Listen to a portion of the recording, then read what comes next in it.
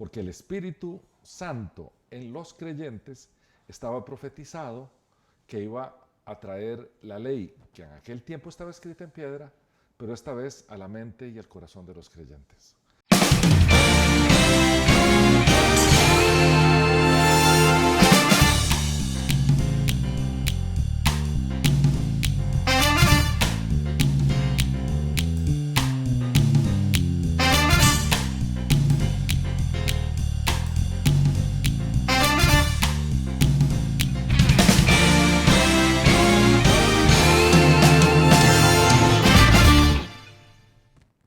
Hola, Pa, ¿cómo estás? Bien, ¿y vos, hijito? Muy bien, por dicha. Quería saber si me podías ayudar con una duda. Sí, amor, a ver. ¿Cómo fue la primera iglesia? ¿Cómo fue la primera iglesia? Mira, el concepto que tenemos de iglesia hoy es tan distinto como fue al principio. Eh, Hoy encontramos o pensamos que iglesia a veces la consideramos como una religión, ¿verdad? Como el caso de la iglesia católica. Uno mete ahí todo el tema religioso del catolicismo. O también pensamos en edificios. Vamos a una iglesia en tal lugar, ¿verdad? Un edificio. Pero en realidad la palabra iglesia que está en la Biblia, que está en el Nuevo Testamento, es eclesía. Y eclesía era un término griego que se usaba para llamar a la gente a reunirse en una asamblea. Entonces, está lejos del concepto que tenemos hoy, ¿verdad? Jesús usó el término eclesía, pero en el arameo que hablaba Jesús. Y los apóstoles escribieron en el Nuevo Testamento en griego también el término eclesía como iglesia. Y a lo que ellos se referían era grupitos de creyentes que de repente conformaban el grupo mayor de creyentes que invocaban el nombre de Jesús. Entonces vos veías cómo se empezaron a formar a partir de un evento importantísimo, que era una fiesta judía que se llamaba Pentecostés, que conmemoraba la entrega de la ley judía en el desierto, ¿verdad? Las famosas tablas de Moisés. Entonces, Pentecostés conmemoraba la entrega de la ley, porque la entrega de la ley significaba que ya eran nación. Esa era la fiesta de Pentecostés. El Señor elige que su espíritu venga a su pueblo el día de Pentecostés, lo que mucha gente le ha llamado el inicio de la Iglesia de Cristo. Porque el Espíritu Santo en los creyentes estaba profetizado que iba a traer la ley que en aquel tiempo estaba escrita en piedra, pero esta vez a la mente y al corazón de los creyentes. Entonces, al traer la ley a la mente y al corazón de los creyentes, y al tener ese grupo, esa asamblea, denominada eclesía o iglesia, cohesión de grupo, de repente tomaba cohesión de pueblo, porque ya tenía una ley. Entonces, dice la Biblia que en ese momento más o menos 3,000 personas se agregaron a ese grupo. Días después se agregaron 5,000 más. De repente nació la iglesia con 8,000 personas. Pero nació la iglesia ¿cuál? Dice ese libro de los Hechos de los Apóstoles que iban al templo allá afuera y hablaban y predicaban y contaban, de repente sanaban gente, pero no tenían liturgias, ni tenían protocolos, ni tenían nada de eso. Era enseñanzas y acción.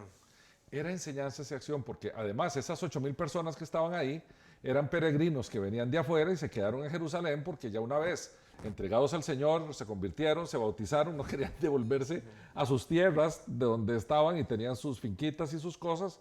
Entonces había que alimentarlos y hospedarlos y todo. Entonces la gente empezó a vender sus cosas y a poner todo en común para poder alimentar a esa gente. Entonces se empezó a formar una comunidad de fe. Entonces, de repente, el concepto de llamémonos para una asamblea, para juntarnos a conversar de algo, pasó a ser una comunidad de hermanos en la fe que se ayudaban entre ellos, que si alguien tenía una necesidad, otro la suplía. No había Nuevo Testamento en ese momento. Entonces todos se iban a buscar a los apóstoles para que les contaran las historias de Jesús. Pasaron 3 años los apóstoles con él, contaron los milagros, contaron las parábolas, y nadie se quería regresar a casa, ¿verdad? Eso era de verdad una pesadilla logística, porque ¿qué haces con ese montón de gente que quiere aprender? Y así fue conformándose ese grupillo curioso que muchos años más tarde a Antioquía se les llamó cristianos. ¿Okay? Ahora, Jesús les había ordenado a los discípulos ser testigos de lo que él había hecho, su muerte y su resurrección, en Jerusalén, en Judea, que es la provincia donde estaba Jerusalén, en Samaria, que era un poquito más al norte, donde habían unos judíos gentiles, llamémosles así, que no se llevaban bien con los judíos, y después en el resto de las naciones. Pero resulta que los primeros cristianos estaban muy cómodos en Jerusalén porque iban creciendo ahí, y el mandato era ampliarse, ir como de misioneros, ¿verdad? Entonces empezaron unas persecuciones, por supuesto todas bajo el control de Dios, porque a Dios no se le escapa absolutamente nada. Los judíos de entonces empezaron a perseguir a estos nuevos y tuvieron que salir corriendo, y en el salir corriendo empezaron a ir hacia el norte, hacia naciones gentiles, y empezaron a llegar a las sinagogas judías de allá, a contar la historia de Jesús, y de repente empezó a expandirse aquello hasta que vino la conversión del apóstol Pablo. Y Pablo, el Señor lo llevó a viajar en 3 viajes misioneros que hizo él, e ir de ciudad en ciudad y pueblo en pueblo, hablando de Jesús y haciendo pequeñitas congregaciones, pequeñitas asambleas, pequeñitas eclesías, que la gente se juntaba en las casas.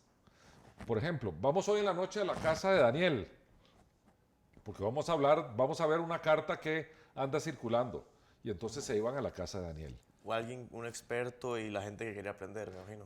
También, o venía pasando alguien que había estado con un apóstol, le había oído un cuento y venía a contarlo. Ajá. Porque si vos ves los evangelios, es una narrativa de lo que Jesús dijo e hizo. Entonces los testigos ahí empiezan a contar cosas, y como no tenías Nuevo Testamento, si va pasando alguien, vos estuviste ahora con Pedro, sí, fíjate vos que vengo de estar con Pedro, contanos qué fue lo que Pedro contó. Entonces iban a la casa de Daniel, o iban a la casa de Rolando, o iban a la casa de Esteban, o iban a la casa del que fuera. No se decía, vamos para la iglesia. Se decía, vamos a la casa de tal. Sí, eso salió cuando eventualmente salieron los pastores, que eran los que más sabían, y buscaron reunir toda esa gente. Bueno, en realidad de esos grupillos, Pablo los dejaba, Pablo se quedaba un tiempito ahí, después se iba, y dejaba encomendados los grupos a la gente más vieja, se llamaban ancianos. Y esos ancianos los preparaba, porque eran los más sabios, para que pastorearan ese grupito. Entonces los ancianos eran pastores, y entonces los cuidaban, porque también no creas que no andaban falsos maestros para arriba y para abajo.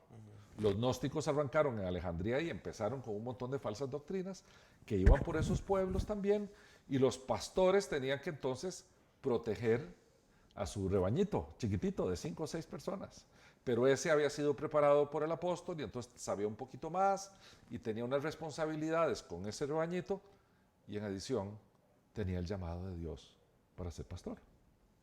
Entonces podías tener un pastor en esta casa por acá, y después a los 3 kilómetros había otra casa donde se reunía otra eclesía, otra iglesita, que tenía otro maestro y pastor ahí, y fue así como la iglesia creció. No creció como nosotros creemos.